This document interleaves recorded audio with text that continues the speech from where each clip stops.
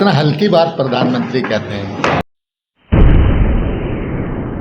हुआ है, गाय का पुछरी पकड़ करके कसम खाइएगा गाय माता का कि नहीं बात किए थे, हमको तो केस खत्म कर देंगे, आपका केस खत्म करवा देंगे, तुरंत बोला था।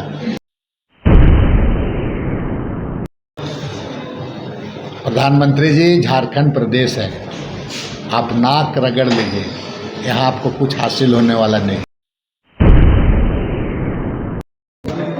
प्रधानमंत्री हैं आप, आए जनाब यहाँ पर बड़ी बड़ी आदिवासियों की बात करते हैं।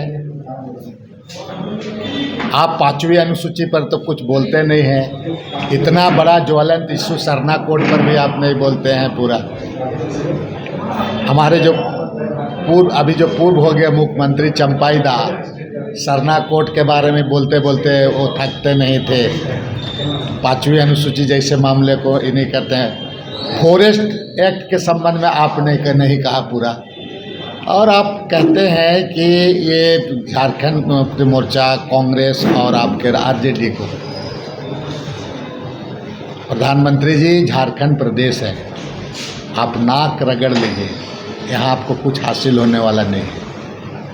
आप जितने भी लोगों को उतार दीजिए, अभी तो आप कम उतारे हैं, अभी थोड़ा दिन के बाद बहुत सारे लोग को उतारा जाएगा। क्योंकि आप क्यों यहाँ पर आप लगे हुए हैं, ये पूरी राज्य की जनता जानती है।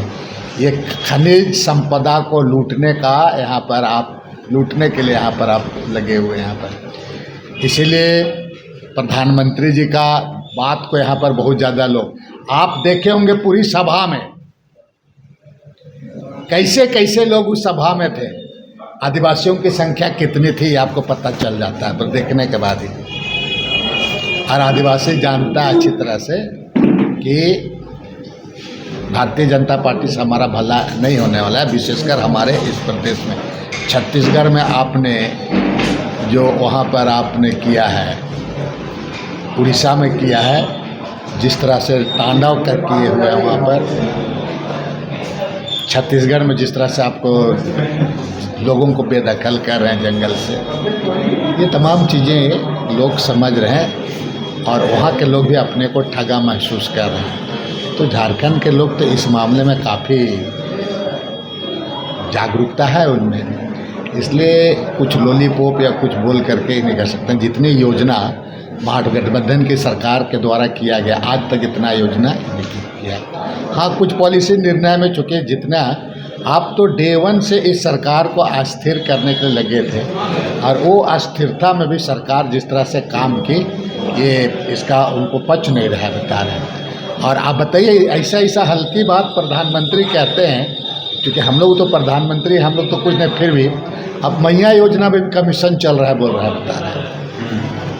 बताइए, इस तरह की बात कहते हैं, और आपका क्या है नहीं है उसको आप खुद समझते हैं। सिर्फ और सिर्फ सरकार को बदनाम करने के लिए कोई कसर नहीं छोड़ा जा रहा है। 2 महीना के बाद दूध का दूध, पानी का पानी पता चल गया।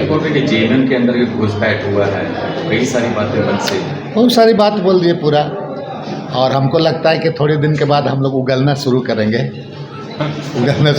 अभी वेट कीजिए।